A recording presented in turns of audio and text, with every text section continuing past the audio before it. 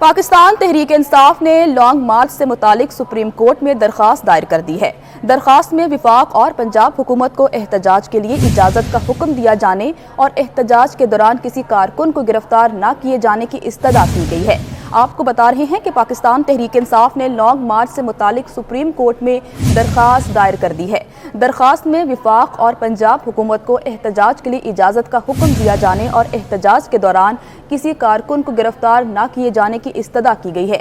ये दरख्वास्त जमा कराई गई है पाकिस्तान तहरीक इंसाफ की जानिब से और दरख्वास्त में इस्तदा की गई है कि पाकिस्तान तहरीक इंसाफ के कारकुन को एहतजाज का हक हासिल होना चाहिए।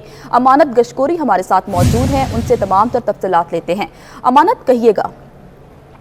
जी, सुप्रीम कोर्ट में तहरीक इंसाफ ने लॉन्ग मार्च की इजाज़त के लिए सुप्रीम कोर्ट में दरख्वास्त दायर कर दी है और दरख्वास्त में ये इस्तदा की गई है कि सुप्रीम कोर्ट वफाकी और पंजाब की जो सूबाई हुकूमत है उसको इस बात का पाबंद करे कि वो लॉन्ग मार्च करने देंगे और जो एहतजाजी मुजाहिरीन होंगे उनके रास्तों में रुकावटें नहीं डाली जाएगी।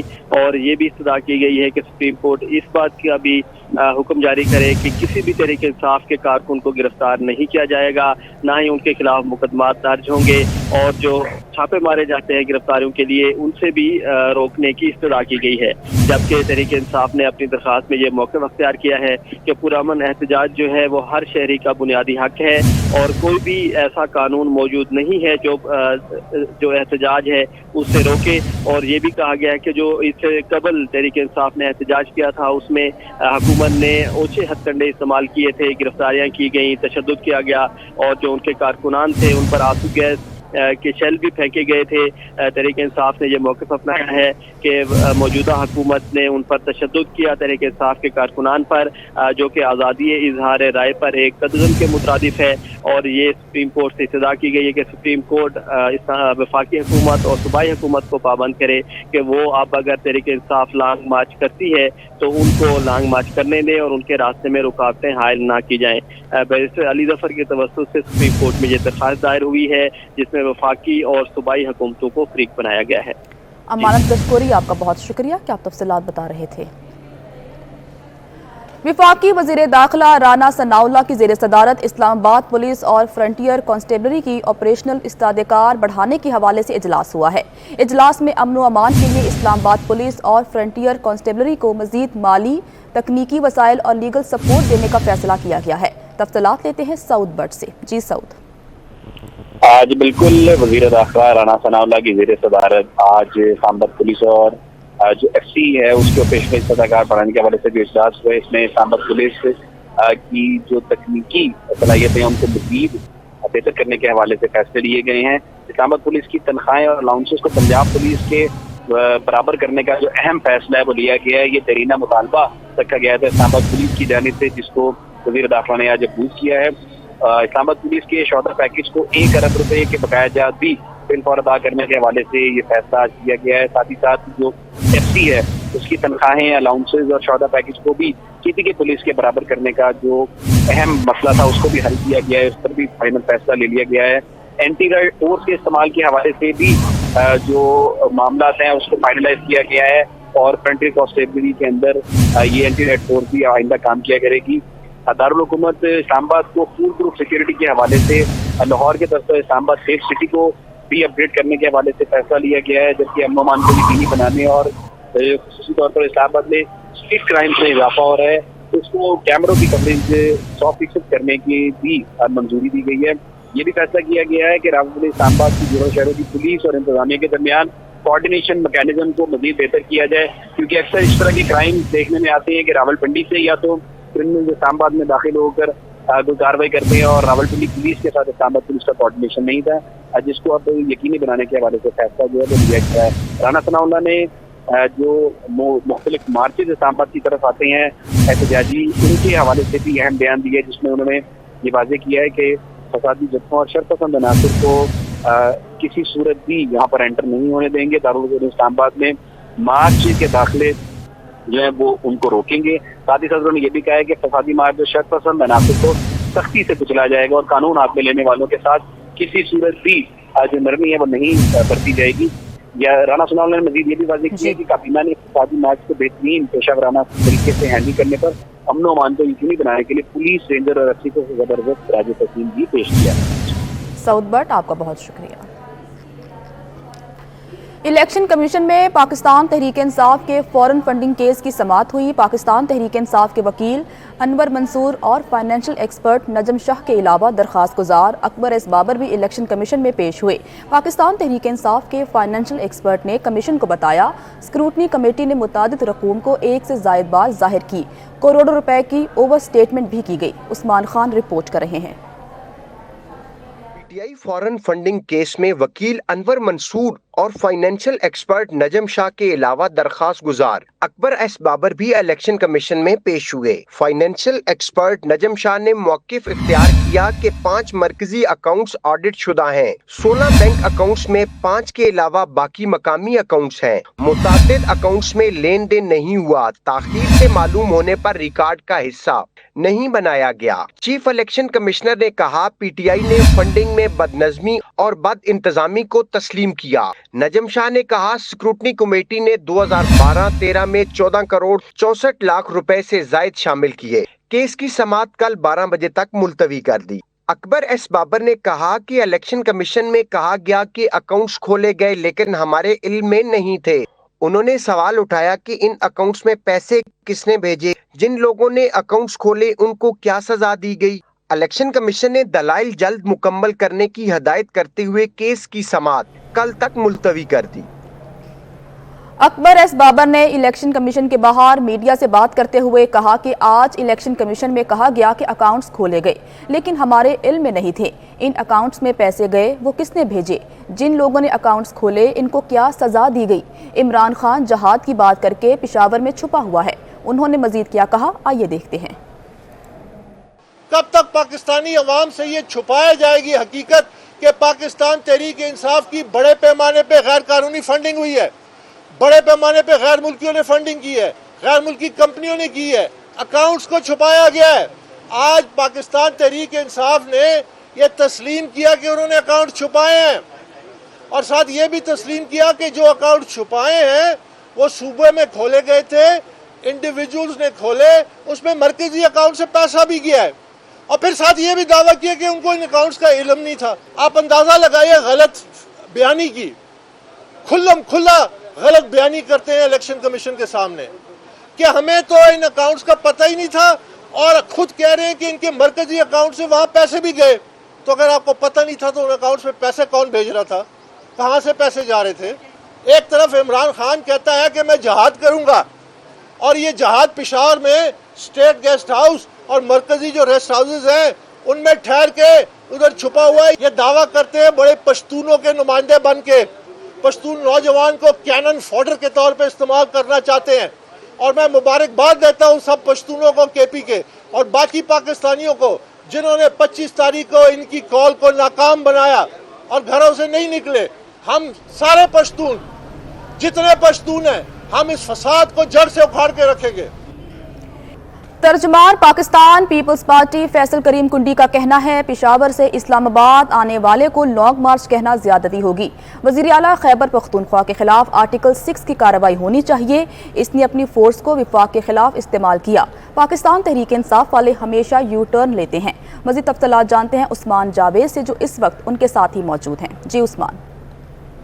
تو یہ کہ لانگ مارچ کہنا اس کو بڑی زیادتی ہوگی، لانگ مارچ کی بےزتی کرنا۔ پشاور سے یہاں تک کون سا لانگ مارچ ہے؟ 1.5-2 گھنٹے کا سفر کو آپ لانگ مارچ کہتے ہیں۔ لہٰذا جہاں تک لوگ اور عمران کے لانگ مارچ ختم کرنے کے وہ مایوسی تھی، لوگ تھے ان کے پاس۔ پنجاب سے کتنے لوگ تھے؟ انہوں نے ہمیشہ پشاور کو استعمال کیا، خیبر پختونخوا کو استعمال کیا، اس کے چیف منسٹر کو، ان کے وزراء کو استعمال کیا، سرکاری وسائل استعمال کیے، ڈی سی استعمال کیے تاکہ آپ گاڑیاں پر کے ہماری طرف بھیجیں، اور جب یہاں پر آئے ان کو مایوسی ہوئی، اس لیے انہوں نے لانگ مارچ کو جو ہے یا دھرنے کو جو ہے انہوں نے ملتوی کیا۔ کے پی ہاؤس میں سی ایم کا ہیلی کاپٹر لینڈ کیا جس میں شامت قریشی، پرویز خٹک اور اسد عمر تھے۔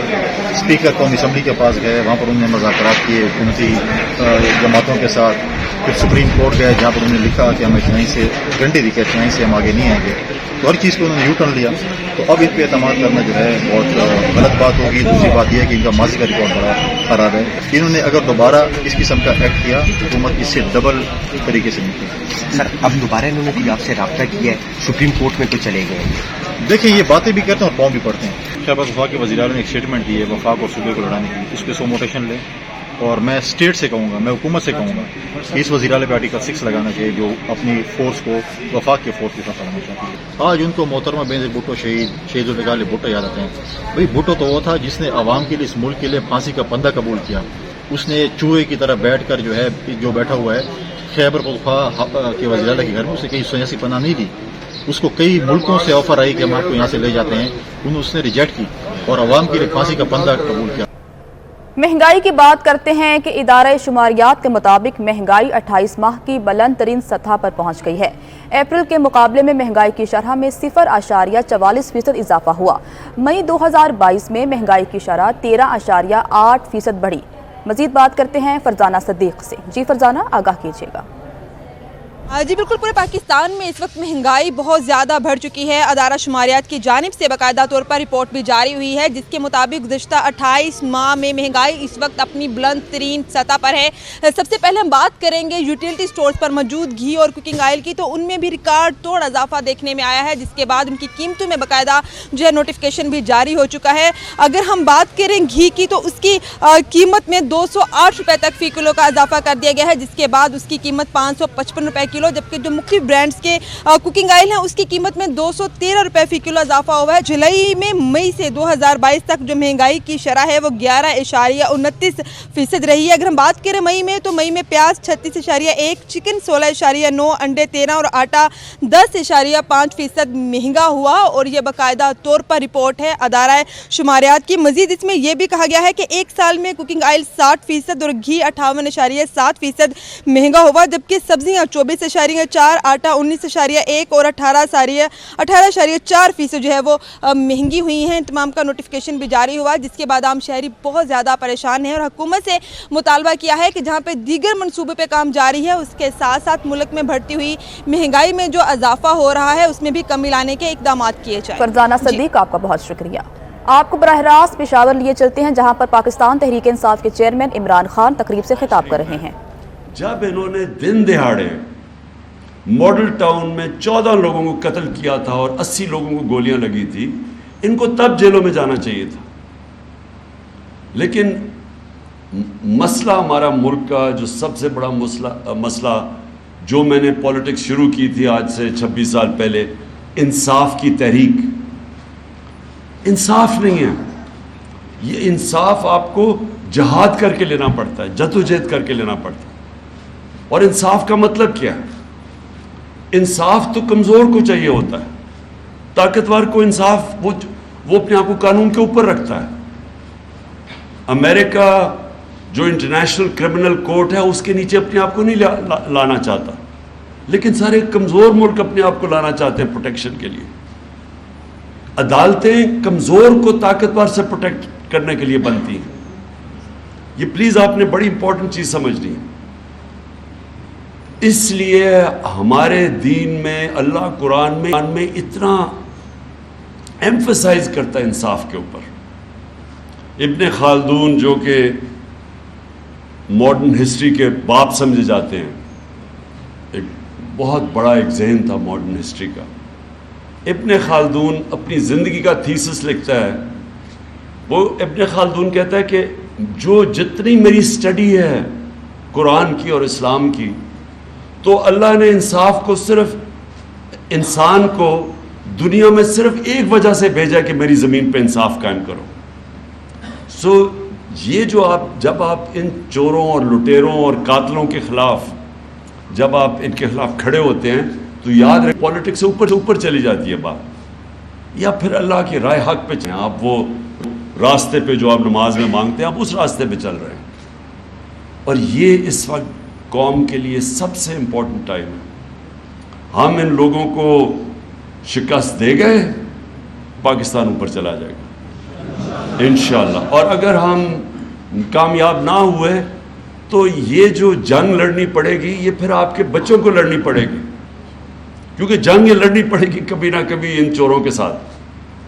तो वो मुश्किल होती जाएगी मुल्क के लिए। और फिर जो हमारे नबी सल्लल्लाहु अलैहि वसल्लम की जो बहुत इम्पोर्टेंट हदीस है, और कुरान में कई आयतें इसको सपोर्ट करती हैं, कि तुम्हारे से पहले बड़ी कौमें तबाह हुई जो ताकतवर को कानून के नीचे नहीं ला सकी।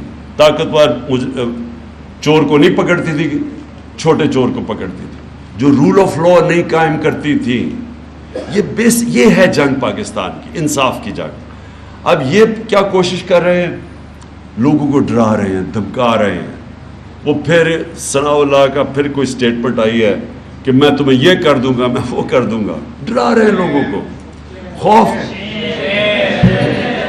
तो जो ये क्या करते हैं, ये जो जालिम लोग होते हैं, एक चीज याद रखना, सबसे बुज़दिल जालिम आदमी होता है हमेशा। ये जो सनाउल्लाह है और ये जो शहबाज शरीफ है जो क्राइम मिनिस्टर है, इसका याद रखें कि इसके ऊपर एक ह्यूमन राइट्स की रिपोर्ट है। इसने 97 और 98 में जब चीफ मिनिस्टर था, इसने सबसे ज़्यादा लोग पुलिस मुकाबले में मरवाए थे। एक आबिद बॉक्सर है, उसने टीवी पे आके स्टेटमेंट दिया कि इसने कैसे उसके ज़रिए लोग मरवाए थे। तो ये वो जालिम लोग हैं, ये भी है। और ये दूसरा जो सनाउल्लाह है, इसके ऊपर तो खैर अपनी इनकी पार्टी का मिनिस्टर कहता है कि इसने 22 कत्ल किए हुए हैं। तो इस तरह के चोर ऊपर आके बैठ गए, मुजरिम लोग, और इनकी कोशिश है आपको डरा दें। तो वो जो सारा किया था इन्होंने ड्रामा, वो जो पुलिस के ज़रिए जुल्म किया, आपने तो खैर तस्वीरें भी देखी होंगी, आपने तो खींची भी होंगी, कवर किया होगा, किस तरह इन्होंने फैमिलीज निकली हुई थी, औरतें थे, बच्चे थे, उनके ऊपर जो इन्होंने शेलिंग की। और वो छोड़े, शेलिंग तो एक तरफ है, हमें जो कलेक्शन आई है शेल्स की, वो एक ऐसे शेल्स किए थे वो सिर्फ दहशतगर्द के खिलाफ इस्तेमाल करते हैं, वो लोगों के ऊपर इन्होंने इस्तेमाल किया। क्या इनकी कोशिश है कि किसी तरह पब्लिक डर के सहम के बैठ जाए, ताकि ये चोर फिर से जो 30 साल ये दो ख़ानदान हुकूमत करते रहे। याद रखें, पाकिस्तान के 62 सालों के अंदर 30 साल फ़ौज ने हुकूमत की है और 30 साल इन दो ख़ानदानों ने किए। अब ये फिर आ गए हैं और इनकी कोशिश यह है कि आपको डरा धमका के और फिर ऊपर बैठ जाए। तो मैं जब लोगों को एक चीज़ बताता हूँ कि ये बड़ा एक अजीम नारा था जिसके ऊपर ये मुल्क बना था। हिंदुस्तान के मुसलमानों ने भी पाकिस्तान को वोट दी थी, पता होते हुए कि वो पाकिस्तान का हिस्सा नहीं बनेंगे। तो वो जो नारा था ना कि पाकिस्तान का मतलब क्या, ला इलाहा इल्लल्लाह, ला इलाहा इल्लल्लाह, आप याद रखें, वो सिर्फ ये नहीं कि आप मिट्टी के बुत की पूजा ना करें, ये सब बुत हैं। ये खौफ का बुत सबसे बड़ा बुत है, पैसे का बुत है कि ये, और खौफ के बुत की भी कि जी मैं जलील ना हो जाऊं, मुझे कोई मार ना दे, मुझे कोई मेरी रिस्क ना ले ले, मेरी नौकरी ना चली जाए। इसीलिए अल्लाह ने ये 3 चीज़ें अपने हाथ में रखी हैं, ज़िंदगी मौत भी उसके हाथ में है, इज़्ज़त ज़ल्ल भी और रिस्क भी। इसलिए उसने रखी है कि आपके खौफ दूर करने के लिए। और कुरान की आयत है, जो लोग ईमान ले आए मैं उनको खुद कर के मोहसिन हसन बट को आईजी सिंध पुलिस तैनात करने का फैसला कर लिया गया है। तैनाती के हवाले से वफाक और सिंध हुकूमत मुत्तफिक है। मोहसिन हसन बट को गुज़श्ता रोज़ आईजी बलूचिस्तान के ओहदे से हटाया गया था और अभी की खबर यह है कि उन्हें आईजी सिंध पुलिस तैनात करने का फैसला कर लिया गया है। तैनाती के हवाले से वफाक और सिंध हुकूमत मुत्तफिक है।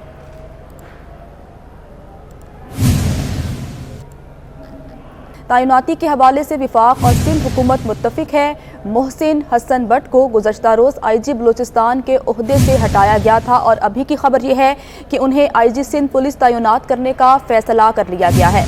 तैनाती के हवाले से वफाक और सिंध हुकूमत मुत्तफिक है।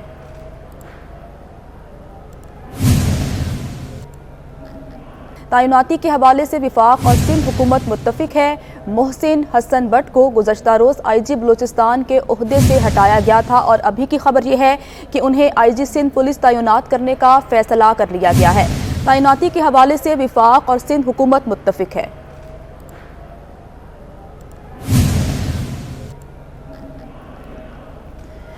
पेट्रोलियम मसनूआत की कीमतों में इजाफे का असर ट्रांसपोर्ट के किरायों में इजाफे की सूरत में निकलता है। कराची में तो बसों और मिनी बसों के किराए बढ़ गए और इसी तरह अंदरूने मुल्क जाने वाली बसों के किराए भी बढ़ चुके हैं। आदिया ना से मजीद बात करते हैं और जानते हैं कि कितना इजाफा हुआ है किरायों में। जी आदिया, आगाह कीजिएगा। बिल्कुल, गुज़िश्ता हफ्ते पेट्रोलियम मसनूआत की कीमतों में इजाफे के साथ ही जैसे ही इंटरसिटी बस सर्विस के किराए में इजाफा हुआ, वहीं इंटरसिटी बस सर्विस के किराए में भी इजाफा देखने में आ रहा है। पंजाब तक के किराए के हवाले से कहा जा रहा है, जैसे लाहौर जिसको जाना है, रावलपिंडी जाना है, उसके किराए में तकरीबन 500 रुपये तक का इजाफा किया गया है। जहाँ 4,000 रुपये किराया होता था वो अब 4,500 रुपये हो गया है। इसी तरीके से अगर कोई सिंध जा रहा है, जैसे लाड़काना से रत्तो डेरो जाना हो, तो 100 से 200 रुपये तक का इजाफा वहाँ भी किया गया है। कुछ ट्रांसपोर्टर्स मौजूद हैं, इनसे आपकी बात कराएंगे। अभी फ़िलहाल जो इन्होंने पहले जो पैसे बढ़ाए हैं उस पे हमने 500 रुपये बढ़ाए हैं इस्लामाबाद के लिए, और जो यानी कि सादकाबाद रहीमियार तक जो गाड़ियाँ जाती हैं उसमें भी हमने 500 रुपये बढ़ाए हैं।